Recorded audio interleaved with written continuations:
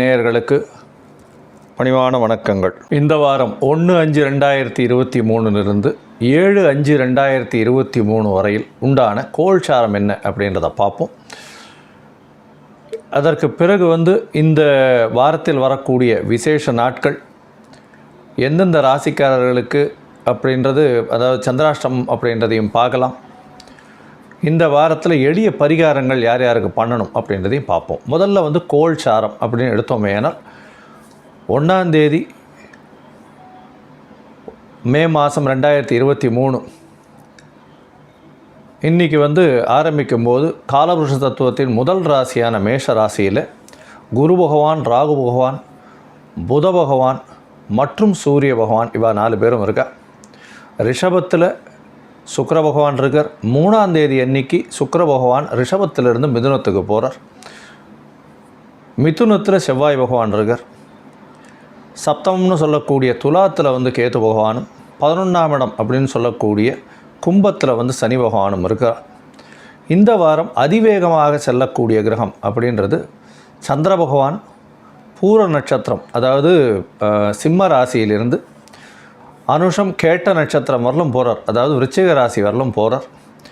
இந்த வாரத்தில் யார் யாருக்கெல்லாம் என்னென்ன பலன்றதை பார்ப்போம். சந்திராஷ்டமம் யார் யாருக்குன்றதையும் பார்க்கலாம். இப்போது இந்த வாரத்தினுடைய ஒரு பெரிய மிக விசேஷமான ஒரு நாள் அப்படின்னு சொல்லக்கூடியது சித்ரா பௌர்ணமி. சித்ரா மாதத்தில், சோபகிருத்து வருஷத்தில் சித்ரா மாதத்தில் வரக்கூடிய முதல் பௌர்ணமி. எப்போவுமே பௌர்ணமிக்கும் அமாவாசைக்கும் ரொம்ப விசேஷமான விஷயங்கள் உண்டு. அதாவது அமாவாசை என்பது முன்னோர்களை எப்பொழுதுமே துதிக்கக்கூடிய, கோவிலுக்கு செல்லக்கூடிய இந்த 2 விஷயங்களையும் கண்டிப்பாக இன்றைக்கி பண்ணணும். அதை தவிர வேறு எதையும் செய்கிறதுக்கு, புதுசாக நாள் குடிக்கிறதுக்கு கூடாது.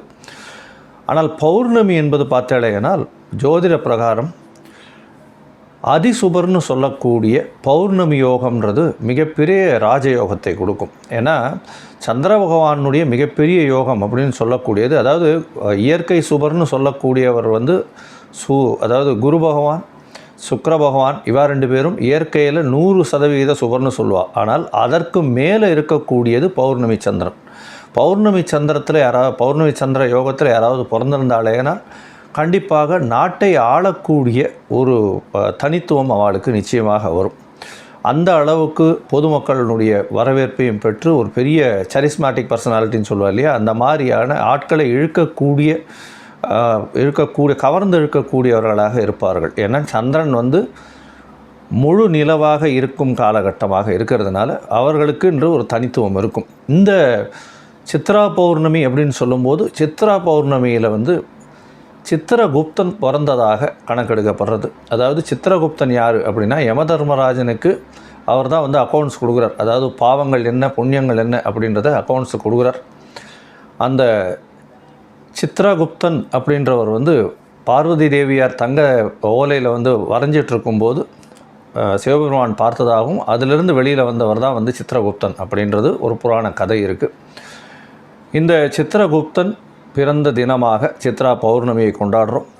அது தவிர கள்ளழகர் ஆற்றுல இறங்குற சம்பவம் இப்போ நடக்கிறது இன்றைக்கி. அதற்கு பிறகு பார்த்தீர்களேனா இது 5/5/2023 வருது. சித்திரகுப்தனுடைய கோவில், அதாவது சித்திரகுப்தன் எதற்கு நம்ம சொல்கிறோம் அப்படின்னா, ஜோதிட பிரகாரம் உடல்நிலை ரொம்ப தொய்வாக இருக்குது, நோய் நொடிகள் அதிகமாக இருக்குது அப்படின்னா அந்த நோய் நொடிகளிலிருந்து காப்பாற்றுவதற்காகவும் உடல்நிலையில் ஏற்றம் வரக்கூடியதற்காகவும் இந்த சித்திரகுப்தனை வழிபடக்கூடிய நாளாக இது எடுத்துக்கிறோம். அது தவிர சத்யநாராயண பூஜை, எல்லா பௌர்ணமிக்கு பண்ணக்கூடியது சத்யநாராயண பூஜை. குழந்தை இல்லாதவர்கள் சத்யநாராயண பூஜை பண்ணாலேயானால் கண்டிப்பாக ஆண் குழந்தை குல வாரிசு பிறக்கக்கூடிய வாய்ப்புகள் நிச்சயமாக உண்டு அப்படின்றதும் ஜோதிட சாஸ்திரத்தில் சொல்லியிருக்கு. சித்திரகுப்தன் கோவில் பக்கத்தில், இந்த காஞ்சிபுரத்தில் பக்கத்தில் இருக்குது. அதாவது வைகுண்டநாத பெருமாள் கோவிலுக்கும் கைலாசநாதர் கோவிலுக்கும் நடுவில் சித்திரகுப்தன் கோவில் இருக்குது. அதாவது அவர் வர்றவாளை பார்த்துட்டு நீ கைலாசத்துக்கு போகணுமா இல்லை வைகுண்டத்துக்கு போகணுமான்னு டிசைட் பண்ணி அனுப்புவார் அப்படின்றது சொல்கிறது வழக்கம். அவர் கணக்கு எழுதுறதுனால கர்ணா அப்படின்னு பேர்றதுனால அவருடைய மனைவியின் பேர் கர்ண அம்பிகா அப்படின்னு சொல்லக்கூடியவர். இவருடைய கோவில் வந்து காஞ்சிபுரத்தில் இருக்குது. உடல்நிலை சரியில்லாதவர்கள், உடல்நலத்தில் ஏற்றம் வேண்டும் என்று சொல்லுபவர்கள் கண்டிப்பாக வந்து சித்திரகுப்தன் கோவிலுக்கு போயிட்டு வர்றது ஒரு பெரிய ஏற்றத்தையும் மாற்றத்தையும் கொடுக்கும். அதை தவிர கேத்து பிரச்சனை இருக்கிறவாளுக்கு போய் சித்திரகுப்தனை சேவிச்சுட்டு வர்றது ரொம்பவும் ஏற்றத்தை கொடுக்கும் அப்படின்றதையும் சொல்கிறேன். இந்த இது திருவண்ணாமலையிலையும் சித்திரகுப்தன், அதை தவிர வந்து சித்திரகுப்தனுக்கு ஒரு சன்னதி இருக்குது திருவண்ணாமலை கோவில்லையும். அதுவும் போய் விசேஷமாக சேவிச்சுட்டு வாங்கும். இது இந்த வாரத்தினுடைய ஒரு முக்கியமான தினமாக கொடுக்கணும். இதை தவிர பார்த்தேலேயானால் இந்த வாரத்தில் வரக்கூடிய சந்திராஷ்டம் எந்தெந்த ராசிக்கு அப்படின்னு பார்த்தேலேயானால், சந்திராஷ்டம் வந்து மகரம், கும்பம், மீனம், மேஷம் இந்த 4 ராசிக்கும் வருது. அவளுக்கு வந்து எளிய பரிகாரங்கள் என்னென்ன அப்படின்றதையும் சொல்கிறோம். அதை பார்த்துட்டு அவள் அந்த எளிய பரிகாரங்களை பண்ணுறதன் மூலியமாக சந்திராஷ்டமத்தின் தாக்கத்தையும் நிச்சயமாக குறைச்சிக்கலாம். இப்போது ஒரு ராசிக்கா இந்த வாரம் 1/5/2023 7/5/2023 வரை உண்டான நாட்களுக்கு எப்படி இருக்குது, மேஷம் முதல் மீனம் வரை எப்படி இருக்குது அப்படின்றத பார்க்கலாம். துலா ராசி, ராசியின் அதிபதி சுக்கிர பகவான். சுக்கிர பகவான் உங்களுடைய ராசிக்கு 8ஆம் இடத்துல இவ்வளோ நாள் இருந்தார். அதாவது 1ஆம் தேதிக்கு பார்த்திங்கன்னா இந்த வாரத்தில் 1ஆம் தேதியிலிருந்து 7ஆம் தேதி வரலும் மே மாதம் 2023 சுக்கிர பகவான் 3ஆம் தேதி அன்னைக்கு 9ஆம் இடத்துக்கு போகிறார். இது ஒரு மிகப்பெரிய யோகம். என்னென்னா, எப்பொழுதுமே வந்து ஒரு ஜாதகத்தில் பார்த்தாலேயானால் 1, 5, 9 அப்படின்ற திரிகோணாதிபதிகள் நல்ல ஒரு ஏற்றத்தில் இருக்கணும். அப்படி ஒரு ஏற்றத்தில் இருந்தால் அவளுக்கு உண்டான லக்கு எல்லாமே ஃபேவர் பண்ணும். அவரோட கூடவே வந்து தெய்வம் வந்து எல்லா ஒரு விஷயத்திலையும் நிச்சயமாக காப்பாற்றும். அவர்களுக்கு முன்னோர்களின் நல்ல ஒரு ஆசீர்வாதமும் நல்ல ஒரு லக்கும் வந்து ஃபேவர் பண்ணிகிட்டே இருக்கும். அதிர்ஷ்டம் நல்ல ஃபேவர் பண்ணணும். பாக்கியம் கிடைக்கணும்னா நல்ல அதிர்ஷ்டம் இருக்கணும். அதாவது அந்தந்த காலகட்டத்தில் அந்தந்த விஷயங்கள் வரணும். அதை விட்டுட்டு நாள் கடந்து போய் வந்தாலும் அதற்கு பிரயோஜனம் இல்லை. அது நம்ம அந்த வயசுக்கு வர்றதுக்கு முன்னாடி அது நம்ம கையில் வந்தாலும் பிரயோஜனம் இல்லை. அதனால் வந்து எப்பொழுதுமே இந்த துளாராசிக்காரர்களுக்கு பார்த்தேனால் இந்த வாரம் வந்து ஒரு பெரிய ஏற்றம். ஏன்னா ராசியின் அதிபதி 9ஆம் இடத்தில் மிகப்பெரிய ஏற்றம். 9ஆம் அதிபதி பரிவர்த்தனையில் ஆட்சி. அதனால் அதுக்கு அடுத்தது 5ஆம் அதிபதி 5ஆம் இடத்தில் ஆட்சி. இதை விட வேறு என்ன வேணும்? எந்த இடத்தை தொட்டாலும் பொன்னாகும். பணவரவு அபரிமிதமாக இருக்கும். உங்களுடைய மதிப்பு, மரியாதை, கௌரவம் இது எல்லாம் வந்து இவ்வளோ நாளாக நசிஞ்சு போயிருந்தது எல்லாமே நல்ல ஒரு ஏற்றத்தில் வரும். உங்களுக்குன்னு உண்டான அங்கீகாரம் மிகப்பெரிய ஏற்றத்தில் கிடைக்கக்கூடிய வாய்ப்புகள் உண்டு. உங்களுக்கு பார்த்தேலையானால் இந்த வாரம் 1/5/2023 7ஆம் தேதி வரலும் பார்த்தேலையானால் உங்களுடைய ராசிக்கு அதிவேகமாக செல்லக்கூடிய கிரகம்னு சொல்லக்கூடிய சந்திர பகவான் வந்து 11ஆம் இடத்துலேருந்து உங்களுடைய ராசிக்கு 2ஆம் இடம் வரார். 11ஆம் இடத்துல இருக்கும்பொழுது குருவின் பார்வை இருக்கிறதுனால எல்லா விதமான தொழில்கள்லையும் அபரிமிதமான யோகம் வரக்கூடிய வாய்ப்புகள் உண்டு. தொழிலில் அபரிமிதமான யோகம் இருக்கும். செய்யக்கூடிய தொழில்கள் பல வகையான தொழில்கள் செய்ய முடியும். அதுவும் வந்து புதிதாக இந்த இண்டஸ்ட்ரியில் இந்த சினி இண்டஸ்ட்ரி, அரசியல் இந்த மாதிரியான கிளாமர் இண்டஸ்ட்ரீஸில் இருக்கிறவாளுக்கு ஒரு பெரிய ஏற்றங்கள் இருக்கக்கூடிய வாய்ப்புகள் மிகவும் இருக்கும். அதை தவிர புதிய படங்கள் சைன் பண்ணக்கூடிய வாய்ப்புகள் உண்டு. இது தவிர வந்து இந்த பஞ்சு, நூலாடை இந்த மாதிரி ஆடை விஷயங்கள் இதில் வந்து வச்சுருக்கவங்களுக்கு வந்து, அதாவது ஃபேக்ட்ரி இந்த மாதிரி ஸ்பின்னிங் மில்ஸ் அந்த மாதிரி வச்சுருக்கிறவங்களுக்கு புதிய ஒரு தொழில் ஆரம்பிக்கக்கூடிய பாக்கியம் இந்த வாரம் கிடைக்க போகிறது. இதில் பார்த்தலையானால் சந்திர பகவான் உங்களுடைய ராசிக்கு 11ஆம் இடத்துல 1ஆம் தேதி ராத்திரி வரலும் 12:12 வரலும் இருக்க. அதற்கு பிறகு வந்து 2ஆம் இடம், அதாவது உங்களுடைய ராசிக்கு 12ஆம் இடத்துக்கு வர்றார். அதாவது 12ஆம் இடம்னு சொல்லக்கூடிய இடத்துல சந்திர பகவான் வந்து வர்றதுனால கண்டிப்பாக தொழிலில் கொஞ்சம் செலவுகள் கொஞ்சம் அதிகமாக இருக்கும். செலவுகள் இருந்தாலும் கவலைப்பட வேண்டாம். கண்டிப்பாக உங்களுக்கு தொழிலில் வந்து ஒரு ஏற்றத்திற்காகவே வந்து இந்த தொழிலில் வந்து செலவுகள் இருக்குது.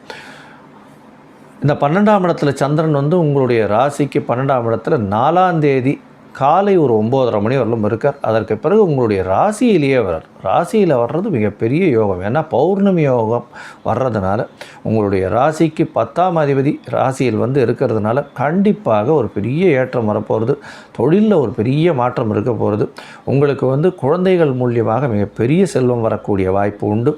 நீங்கள் வந்து இன்றைக்கி போய் திருமணத்திற்கு போய் பார்த்தீர்களே, ஆனால் பார்க்குற இடத்துல பையனாக இருந்து நீங்கள் போய் பார்த்தீங்கன்னா பொண்ணு ஃபிக்ஸ் ஆகிடும். இல்லை பொண்ணாக நீங்கள் போய் பார்த்தா மாற்றுப்பாலினம் நிச்சயமாக இன்றைக்கி வந்து திருமணம் ஃபிக்ஸ் ஆகக்கூடிய வாய்ப்புகள் மிகவும் அதிகம் அப்படின்றத சொல்கிறேன். இதை தவிர வந்து 6ஆம் தேதி மாலை ஒரு 4:30 மணி வரலும் வந்து சந்திர பகவான் உங்களுடைய ராசியிலே இருக்கார். அதற்கு பிறகு உங்களுடைய ராசிக்கு 2ஆம் இடத்துக்கு குடும்பஸ்தானத்துக்கு போகிறார். குடும்பஸ்தானத்தில் போகும்போது சனியினால் பார்க்கப்படுறார் 10ஆம் பார்வையினால். இருந்தாலும் கொஞ்சம் கணவன் மனைவிக்குள்ள பிரச்சனைகள் வந்தாலும் அது சுமூகமாக இருக்கக்கூடிய காலகட்டமாகவே இருக்கும். கவலைப்பட தேவையில்லை. மொத்தத்தில் பார்த்தீர்களேயானால் இந்த துலா ராசிக்காரர்களுக்கு உடல் நலத்தில் நல்ல ஏற்றம் இருக்கும். திருமணம் கைகூடக்கூடிய பாக்கியம் உண்டு. சந்திரபகவான் வர்றதுனால தொழிலில் அபிவிருத்திகள் அதிகம். பணவரவு மிகவும் அதிகமாக இருக்கும். அபரிமிதமான பணவரவு இருக்கக்கூடும். செலவுகள் தொழிலுக்காக இருக்கும். மொத்தத்தில் நீங்கள் இந்த வாரம் வந்து துலா ராசிக்காரர்களுக்கு நல்ல ஏற்றமான வாரமாக இருக்கும். அருகில் இருக்கக்கூடிய பெருமாள் கோவிலுக்கு போங்க. அங்கே வந்து தாயாருக்கு வந்து நெய் தீபம் போட்டுட்டு உங்களால் முடிஞ்சதுன்னா ஒரு சிவப்பு கலரில் ஒரு துணி வஸ்திரம் வந்து தானம் கொடுங்க. அங்கே தாயாருக்கு சாத்துங்க. அதை தவிர பெருமாளுக்கு ஒரு துளசி மாலை போட்டுட்டு வாங்க. ஒரு பெரிய ஏற்றம் இந்த வாரம் உங்களுக்கு வரப்போகிறது. ஸ்ரீ குபேரன் டிவியை பார்த்தமைக்கு நன்றிகள். மேலும் இது போன்ற தகவல்களை தெரிந்து கொள்ள ஸ்ரீ குபேரன் டிவியை சப்ஸ்கிரைப் செய்யுங்கள். மறக்காமல் பெல் ஐக்கானை கிளிக் செய்யுங்கள்.